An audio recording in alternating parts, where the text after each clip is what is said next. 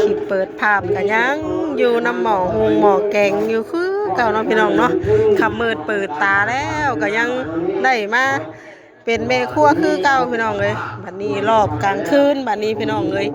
เนาะกลางคืนขับมืดเปิดตาแล้วก็ยังบ่ทันได้นั่นเนาะพี่น้องบัดนี้เป็นการครบงานพี่น้องเลยครบงานก็สิเป็นแบบบ่ได้มีอีหยังหลายนะพี่น้องเนาะก็มีแบบการครบงานลำวงมวลซืนกันเลยพี่น้องเลยหมู่ครูญาติพี่น้องมาครบงานนำกันจะให้ข้าวแจ้งข้าวหุงเนาะพี่น้องเนาะ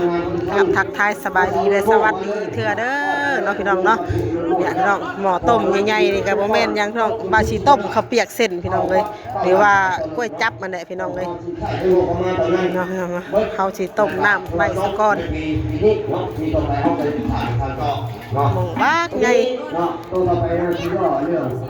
ทางเชิญต่อระหว่างโคกพอไหวเนาะโคกพอไหวกับโคกแรงนี่เนาะถ้าเขาหนีที่ไหนพุทธาลือที่มาภาพเราก็เรียกเต้เฮยนี่เพื่อเอาเสร็จลงไปมันสิบ่เต็มบ่นี่อ๋อเตยเฮยจักโลนี่เท่าจักโลข้าวเปียก20 โลบ่หน่อยแล้วพี่น่ะเบิ่งพี่น้องพาไปเบิ่งพี่น้องเอ้ยเนาะกระซามบักใหญ่พี่เต็มกระซามตัวเบิ่งบักใหญ่ต้มก๋วยจั๊บพี่น้องเอ้ยบ้านเฮาก็เอิ้นข้าวเปียกเส้นนั่นแหละเด้ทางพ่อครัวเฮาก็ยังย่อยตลอดเบิดคืนเท่าแจ้งมื้อนี้ก็พี่น้องเอ้ยเรื่องความอยู่ความกินเฮาเบิดมื้อเบิดคืนเท่าแจ้งย่อให้หมู่กินครบงานนำกันพี่น้องเลยทางนั้นก็เป็นซอยหั่นเนื้อเปื่อยไว้เตรียมใส่ต้มข้าวเปียกนั่นแหละพี่น้องเอ้ยมาเด้อเนาะมากินต้มข้าวเปียกนำกันเด้อเนาะพี่น้องเลยลาบซีนซอยจุซอยแจ่วก็มีโหพี่น้องเป็นแบบว่าต้อนรับแขกที่เพิ่นมาแต่บ้านอื่นเมืองไกลแน่เนาะพี่น้องเพิ่นมาแต่ไกลมาหอดค่ำมืดเฮาก็ฮับย่อแบบนี้ตลอดทั้งคืนแหละพี่น้องเลยแต่ก็บ่ได้นักซ้ำคือตอนเช้ากับตอนเย็นเนาะพี่น้องเนาะกลางคืนก็ถ้ากินเบิดแล้วก็คือเบิดตู้พากับชีข้างนอกคุณนะพี่น้องเลยทางคุณก็จะเป็นลำวงสามัคคีพี่น้องเลยทางผมทางใบครัวเขากับ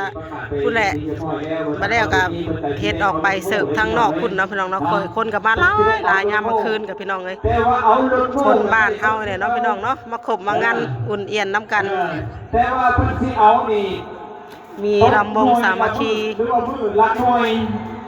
ทางใบครัวเฮากับไม่ค่ะรุ่นนี้มันไม่มีฟิลเตอร์ค่ะอันนั้นหั่นตั้งใส่เอาไว้ใส่ต้มข้าวเปียกพี่น้องเลยแม่ครัวกับสิเมาน้ำกับบ่จักนี่เนาะอย่าลืมใส่อันว่าเครื่องปรุงให้ครบเด้อแม่ครัวเด้อเฮ็ดเป็นน้ำเสิร์ฟเป็นน้ำนี่เนาะน้องเลยตอนแดงกับน้องเนาะก็สิประมาณนี้พี่น้องเลยกับพี่แต่เฮ็ดต้มข้าวเปียกแน่แล้วก็ย่อกันเด็กๆหน่อยๆเนาะพี่น้องต่างมาครบงานน้ำกันพี่น้องเลยข้างในเฮือนพี่สิบ่ค่อยมีผู้คนอยู่ข้างนอกเนาะพี่น้องถ่ายไปกันเนาะพี่น้องมาจากไหนใดเปิดเพลงจ้ะพี่น้องเลยบ่ฮู้ว่าสิลงได้หรือบ่เนาะพี่น้องเนาะแม่น้องมีก็ลองถ่ายบางทีอาจเอาลงได้เนาะพี่น้อง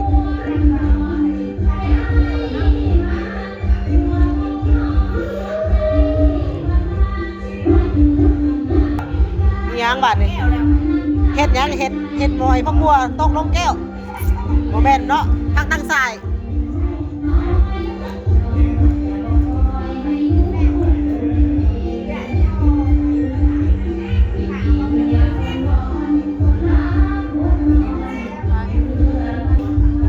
ยังบาดนี่สิหามไปล่างบาดนี้พี่น้องล่างน้ำหมองสะก้อนเนาะพี่น้องเนาะผม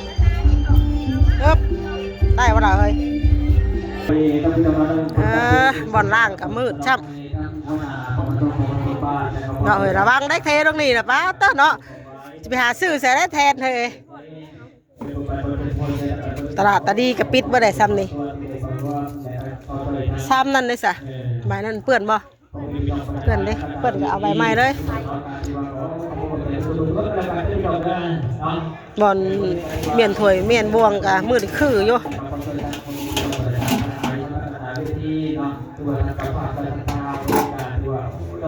ล้างน้ำให้ล้างเอาแป้งออกก่อนเนาะพี่น้องหนาวซ้ำถึงน้ำโอ้เขาไปอยากจับพ้นน้ำได้เดี๋ยวนี้หนาวแฮมติ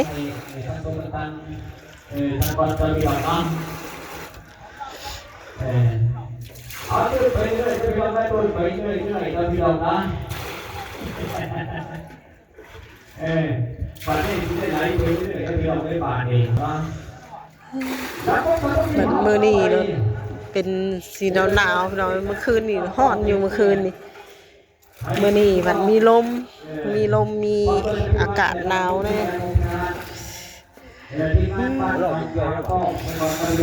มาอยู่ไก่แคมทงหน้าจนจังหนาวเนาะมื้อนี้ลุงพอดีแล้วพรลำบงกับฮ้อนเนาะออกพรลำบงสักรอบ2 รอบกะฮ้อนแหละปาร์ตี้ที่ให้ซองว่าให้ห้องเดียวให้ซองไอ้2 ซอดที่เราไปบาทเองเพราะว่าห้องเดียวเนี่ยมันหน่อยไปกระเทิดออกมันจะมีออกที่ให้2 บาทเอง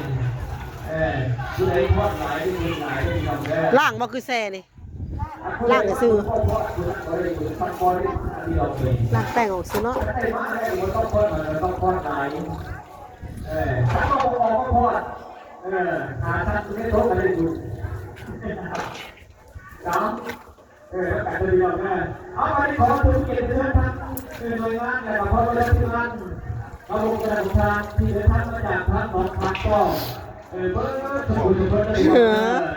ทีมงานหนองคำป้อมชื่อเสียงโด่งดังตะเก้าได้นะเป็นทีมงานตัวรักแล้วแหละ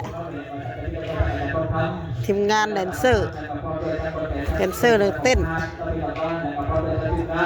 งานไหนงานนั่นบริพลาด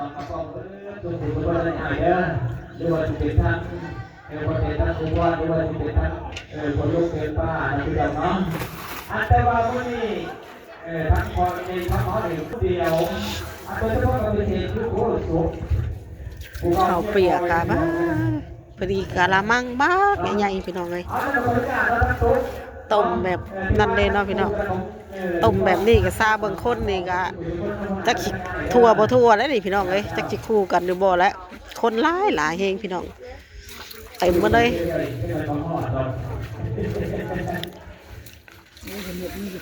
ล่างอันเส้น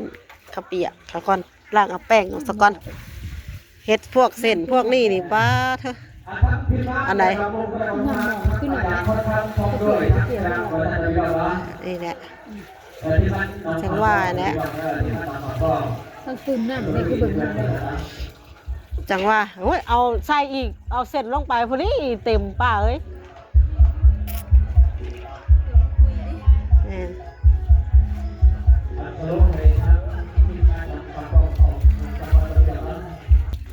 ฮะ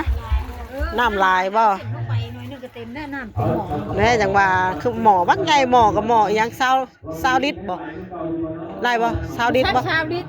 เท่าไหร่100 200เนาะปลาย100 ปลาย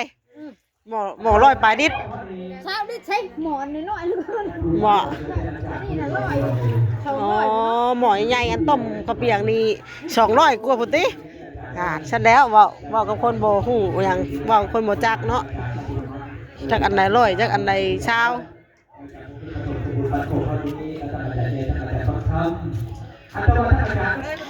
จักจังว่าบ่มีไฟได้จังว่ายากอยู่บ่อนนั้นบ่านี่กะ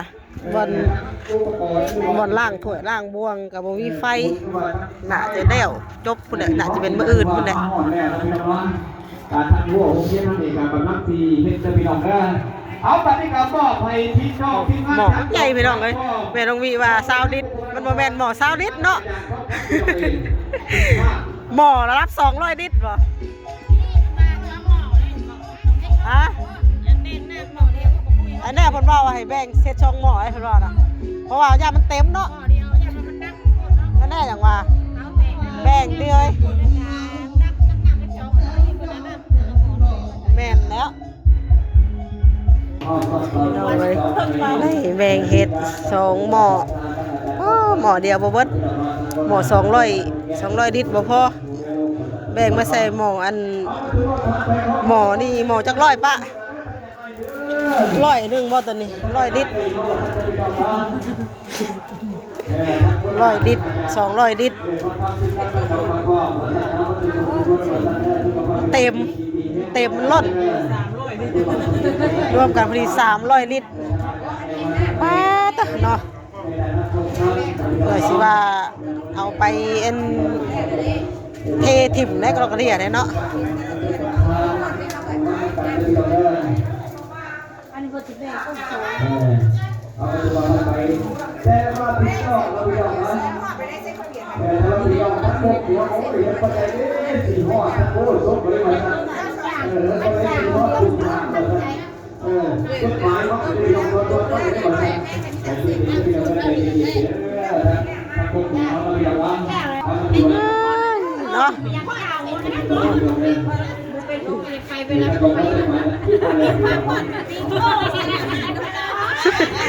อย่างแน่ทางแม่ครัวกับบ่มีเพลงกับฟ้อนก็ได้ละบาดนี้ครู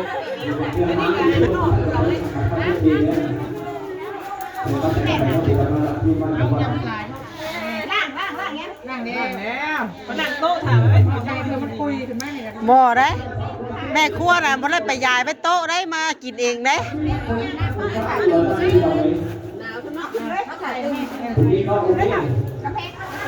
แต่ว่าผมว่าเพลงนี้มันหลายห้องพี่น้องแต่ว่าเพลงเดียวกันแต่ว่าเพลงนี้ที่ห้อง แล้วแต่บ่ได้ปุ๊บ ที่นี่ที่ว่าเนี่ยเพลงนี้แต่คนที่ติดตามกันเอาปฏิการทุกวันนี้เราก็ไม่ผู้ใดที่ว่าพ่อแม่เขียนมาพี่น้องผมเพลงสักเอาเองคนกับอะไรคนไหนคือหมูใช่หมูใหญ่กัน นะ อันห้องต่อไป อันนี้จะหมอกอันนี้ก็ได้เลยเอาไอ้หมอกตะโกน ถ้าเรื่องคนเพียงนี้เราสักสองให้ อ๋อหมอนั่นข้าหมอแกง ที่มาตะกี้ได้พร้อมด้วยที่มาแต่การรู้คนออกทางโอเคแล้วก็ที่ตามไปด้วยสมน้ำหน้าเจ้าของมีรถมันเอาลงคุณเลยบ่เลยบ่ล่ะเอ้ยเอาลงคุณเลยบ่ดึกแต่เอ้ยและการที่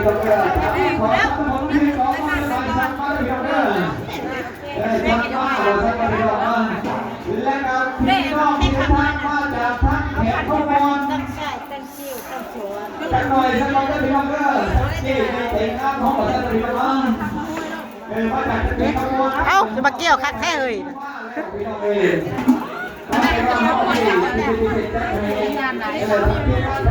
เอายังอะ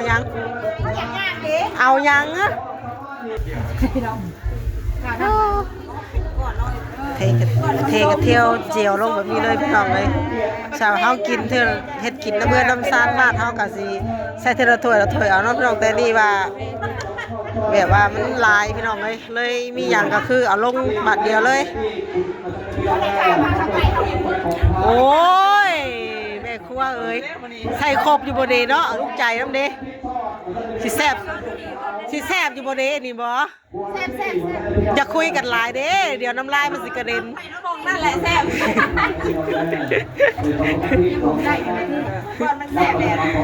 เนาะแม่ครัวกับเมาเลยยันจักสิเป็นได้ได้ติเมาข้าวเปียกเนาะคือว่ายังบ่ทันเห็นกินนะเนาะเบียร์นะ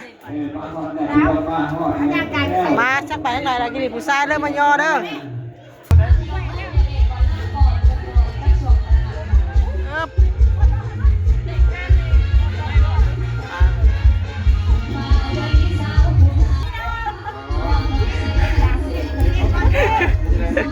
ตาม ร้องเพลงอยู่อยากเป็นบ้าฮักเขาเอง ที่แรกบอกว่าอย่ามาถ่ายนะอายเพิ่นมาเลยอย่ามาถ่ายอายเดี๋ยวนี้จักไปใช้อันมันคำที่มันว่าอายนะบอกไปใช้คำมันว่าอายนะฮะ ก็บอกคำถามเดียวกันที่ร้อย ตีเรียบร้อย ว่าเห็นจังด้วยเก็บมันแก้อะไร โอ้ยไม่ได้กินง่ายแล้วข้าวเปียกข่อยมื้อนี้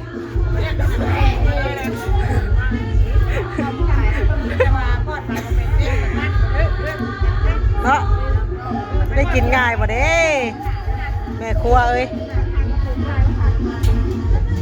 ซิมกันเอาไปซิมกันไปแซ่บจะมาไปซิมบอก มาเอาเลยพาสิซีมมา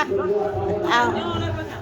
ให้แม่ซีมก่อนให้แม่ครัวซีมก่อน ย่อน้ำหลัง ซัมเบิร์ตกะพ่อบอกเสียใจได้ให้แม่ครัวว่าซีมเลยซีมก่อน นั่นแหละเขาจะกินก่อน ใครไม่ได้กินก็ย่านะแม่ครัวเลยกินเนี่ยพ่อ กินหน่อยไม่เดี๋ยวต้องกินก่อน ต้องแม่ครัวเขาต้องกินก่อน ตายได้หนึ่ง ไปออกไปเข้ามาหืมมาหมอมักไงเนาะอู้ตะโหดกับโพผ่านมาเลยนะเอาไปหาเจ้าได้วงหรือไหม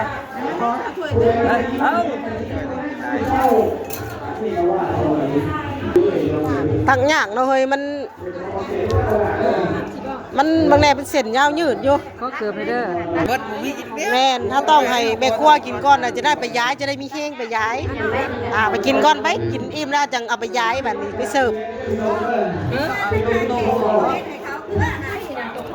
บอกว่าจังน้อยจะยิ้มกี่ดีบอกยังมาเรื่อย วันนี้ได้หลายก็ต้องมี ขนาดแม่ครัวซีมยังต่อแถวกันแล้วนี่พี่น้องเลย เมย์ส้มอะไรก็ต้องมี เกียนเกียนใส่เขาจะยักแล้ว โอ้โหเข้าไปเลย เอาไปดูภาพไปดูภาพที่ไว้ที่ดูที่เราเนี่ยเราก็ได้ดูกันนะเราก็ได้ขอก่อน ใส่อามาทางนี้มา